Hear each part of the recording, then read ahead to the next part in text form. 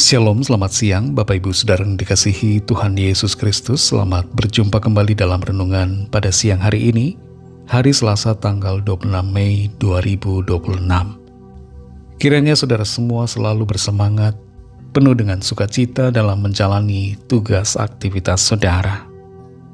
Saat ini kita sudah sampai dalam Injil Matius pasal yang ke-22, dan kita akan perhatikan ayat yang ke-15. Tertulis demikian, "Kemudian pergilah orang-orang Farisi. Mereka berunding bagaimana mereka dapat menjerat Yesus dengan suatu pertanyaan." Saudara yang dikasihi Tuhan, seorang ateis suatu kali bertanya tentang apakah Tuhan benar-benar berkuasa atas segala sesuatu. Ketika dia mendapat jawaban ya, orang ateis ini mengatakan, "Kalau begitu, saya ingin melihat apakah Tuhan bisa segera menghentikan hujan yang sekarang ini sedang terjadi." Sebenarnya, bertanya merupakan hal yang normal. Tuhan tidak marah ketika kita bertanya kepadanya. Tapi ada orang yang bertanya dengan maksud buruk, dengan tujuan menjerat dan ingin menjatuhkan. Mengapa demikian? Karena tidak percaya. Kita boleh bertanya apa saja kepada Tuhan, dan Tuhan pasti akan memberikan jawabannya seturut dengan hikmat-Nya, oleh Roh Kudus-Nya di dalam kita dan oleh firman-Nya. Tapi kalau kita bertanya dengan niat yang jahat karena tidak percaya, maka sikap kita sebenarnya adalah sikap yang tidak berkenan. Tuhan tahu isi hati kita dan Tuhan tahu motivasi kita dalam bertanya kepadanya. Dalam Matius 22 ayat yang ke-15 ini tertulis, "Kemudian pergilah orang-orang Farisi. Mereka berunding bagaimana mereka dapat menjerat Yesus dengan suatu pertanyaan." Orang-orang Farisi pada waktu itu tidak percaya kepada Tuhan Yesus.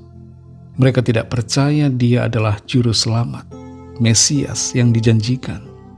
Mereka tidak percaya bahwa Dia adalah datang dari sorga, sekalipun begitu banyak mujizat yang dikerjakan olehnya.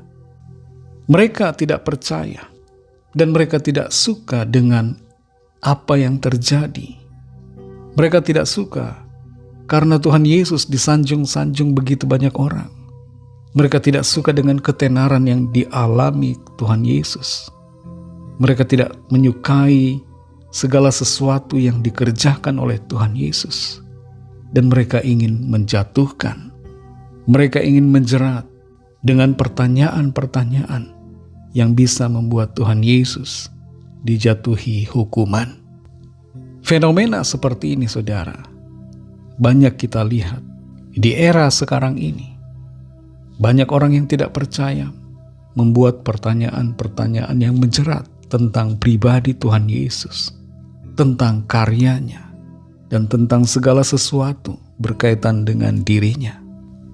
Pertanyaan-pertanyaan mereka dilandasi oleh ketidakpercayaan. Pertanyaan-pertanyaan mereka bersifat menjatuhkan. Saudara yang dikasihi Tuhan, bagaimana dengan diri kita?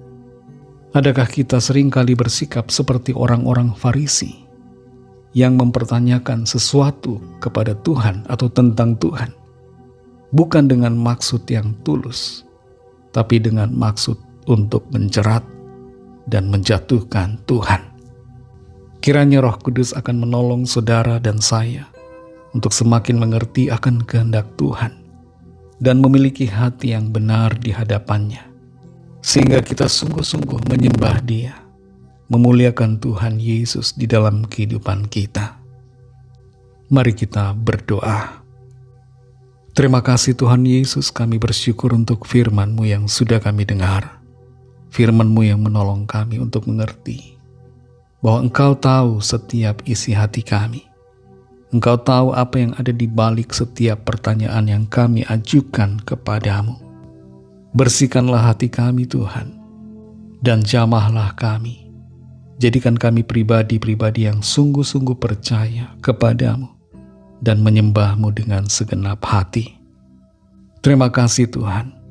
Dalam nama-Mu yang kudus, nama Tuhan Yesus Kristus, kami sudah berdoa.